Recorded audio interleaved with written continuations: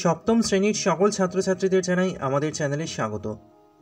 তোমাদের ইংলিশ বিষয়ের ওপর জানুয়ারি মাসের যে মডেল অ্যাক্টিভিটি টাস্কের প্রশ্ন যেগুলো তোমরা ইতিমধ্যে স্কুল থেকে পেয়েছো, সেই প্রশ্নগুলোর উত্তর নিয়ে আজকের এই ভিডিওতে আলোচনা করা হবে। মোট 20 নম্বরের প্রশ্ন রয়েছে। ভিডিওটি মনোযোগ দিয়ে শেষ পর্যন্ত দেখতে থাকো। চ্যানেলে যদি নতুন হয়ে থাকো চ্যানেলটিকে অবশ্যই সাবস্ক্রাইব করো। তাহলে চলো দেখা যাক কী প্রশ্ন রয়েছে। প্রথমে বলেছে read the passage given below and answer the question that follow. অর্থাৎ প্রশ্নপত্রের শুরুতেই তোমরা একটা প্যাসেজ দেখতে পাচ্ছ, সেই প্যাসেজটা তোমরা একবার ভালো করে পড়ে নেবে।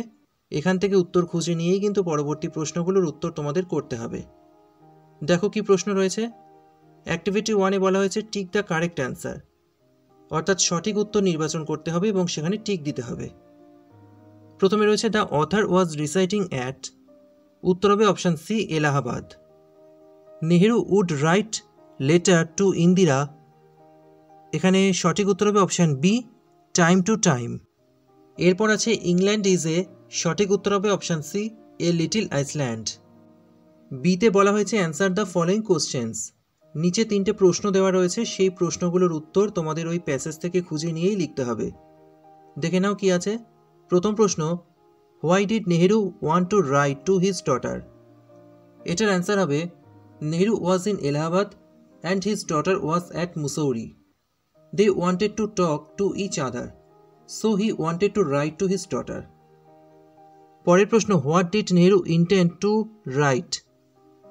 এটার অ্যান্সার হবে Nehru intended to write short accounts of the story of our earth and the many countries, great and small, into which it is divided.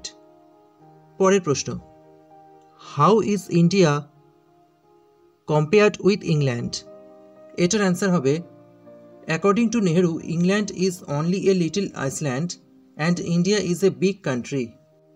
এরপর অ্যাক্টিভিটি 2-তে বলা হয়েছে fill in the blanks with possessive pronouns and possessive adjectives. This winter dash father gave me a new sweater. উত্তর হবে my. Can you spare me a pen as I forget to bring dash? উত্তর হবে mine. Years ago this plot of land belonged to dash. But now we don't live here. এখানে উত্তর হবে hours. এরপর দেখো activity 3-তে কি বলা হয়েছে, write a letter in about 70 words in your friend describing her or him about your village or town. Mention about the various flowers, fruits and birds that you see around your home.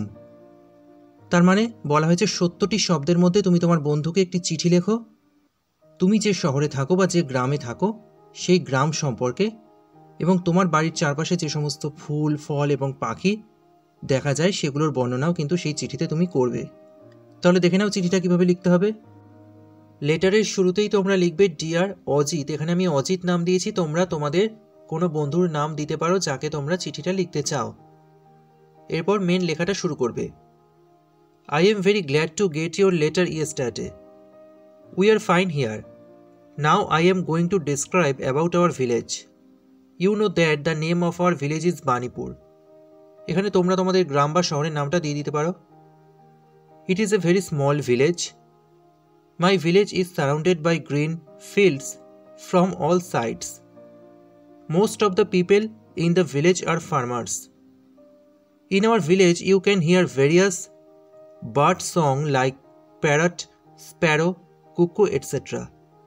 Many types of fruit like mango, coconut, jackfruit, etc.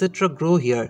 You can see here various flower garden like rose, marigold, sunflower, jasmine, lotus and many more. The scenery of our village is very charming. You will be impressed by the simplicity of our villagers. So I am requesting you to come up here. We shall enjoy together. No more today. Convey my respect to your parents. এরপর নিচের ডান দিকে লিখবে your loving friend, লিখে তোমার নিজের নাম লিখবে এবং বাঁদিকে তোমার বন্ধুর নাম অর্থাৎ যাকে তুমি চিঠিটা লিখছো তার নাম এবং ঠিকানাটা লিখবে। এভাবে তোমাদের পুরো চিঠিটা লিখতে হবে। তাহলে ইংলিশের সমস্ত প্রশ্নের উত্তরগুলো এই ভিডিওতে তোমরা পেয়ে গেলে। ভিডিওটা ভালো লাগলে একটা লাইক করো, ভিডিওটি শেয়ার করো। পড়াশোনা সংক্রান্ত এই ধরনের আরও ভিডিও পেতে অবশ্যই চ্যানেলটিকে সাবস্ক্রাইব করুন।